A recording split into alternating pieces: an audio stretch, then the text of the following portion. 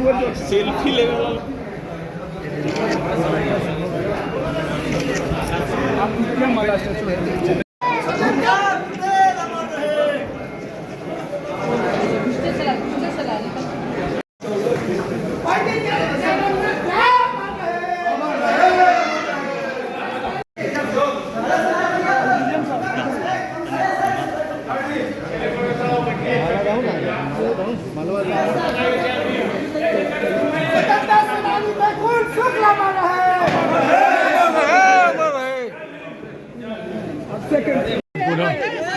नामांकन के बाद स्क्रूटनी थी, अब औपचारिक तौर पर चुनाव आयोग के द्वारा भी मैं एनडीए का प्रत्याशी आज घोषित हुआ हूं।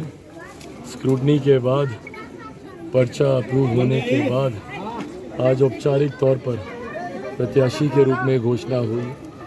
ऐसे में हर वो व्यक्ति जिन्होंने देश के निर्माण में, हर वो महापुरुष जिन्होंने बिहार के निर्माण में एक अहम भूमिका निभाई, ऐसे हमारे स्वतंत्रता सेनानी, ऐसे हमारे महापुरुष आज यहाँ पर आकर हर उस महापुरुष को अपनी श्रद्धांजलि देते हैं। और ख़ास तौर पर यहाँ से, इस जगह से मेरे पिता का जो लगाव रहा, काफ़ी समय पहले एक बार उनके साथ आया था यहाँ पर। आज यहाँ से तमाम महापुरुषों का आशीर्वाद लेकर विधिवत तरीके से अब हम लोग चुनाव प्रचार की शुरुआत कर रहे हैं।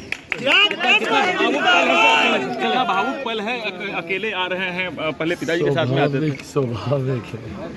हम अभी भी हम कहते हैं कि ये बात सिंक इन ही नहीं होती है कि हम हाजीपुर से प्रत्याशी हैं। ये नाम मैंने हमेशा मेरे पिता के साथ जुड़ा हुआ देखा। हाजीपुर और रामविलास पासवान, ये दोनों पर्यायवाची बने हुए थे एक दूसरे के। ऐसे में उन जिम्मेदारियों का भी एहसास है मुझे।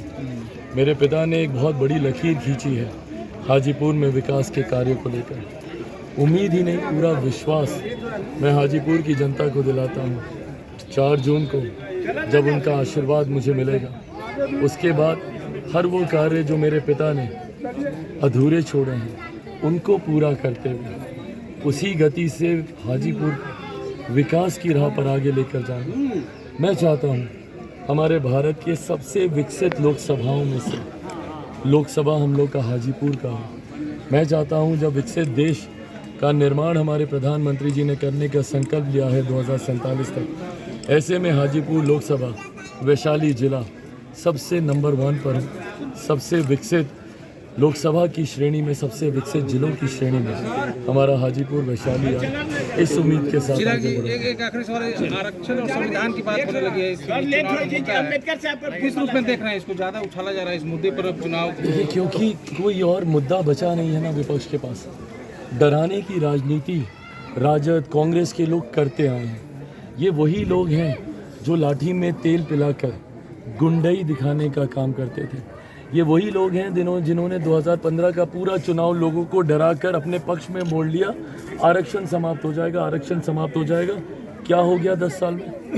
किसने छीन लिया आरक्षण? ये वही लोग हैं जो बार बार इस बात का डर फैलाने का काम करते हैं। आरक्षण समाप्त, संविधान खत्म। भाई, जिस संविधान की वजह से मेरे प्रधानमंत्री 3 बार गुजरात के मुख्यमंत्री रहे, जिस संविधान की वजह से आज वो तीसरी बार देश के प्रधानमंत्री बनने जा रहे हैं, तो कोई क्यों इस संविधान को हाथ भी लगाना चाहेगा?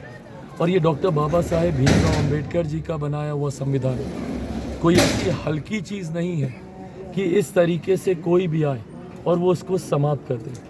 जो लोग इस बात का भ्रम फैलाते हैं वो लोग डराने का प्रयास करते हैं, और ये डराने की राजनीति, बांटने की राजनीति कांग्रेस राजद के लोग हमेशा से करते ही आए हैं।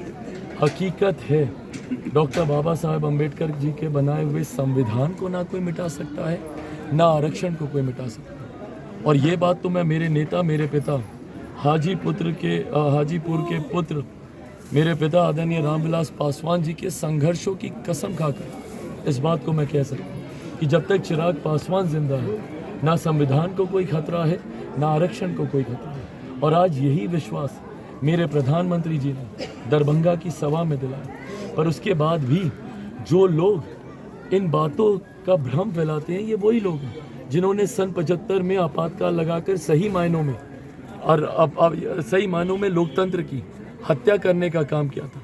उस वक्त आपातकाल लगाकर लोकतंत्र, हम लोग के अधिकार छीनने का काम इन लोगों ने किया था।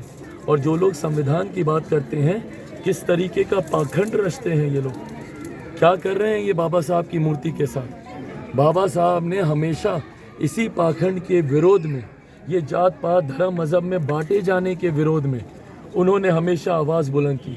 छुआछूत के विरोध में हमेशा डॉक्टर बाबा साहेब लड़ते रहे। और आज तथाकथित वो असामाजिक तत्व जो उनको अपना आदर्श मानकर छुआछूत की ही परंपरा को निभा रहे हैं कि भैया आपने छू दिया तो वो प्रतिमा अपवित्र हो गई। ये है राजद की सोच, ये है कांग्रेस की सोच।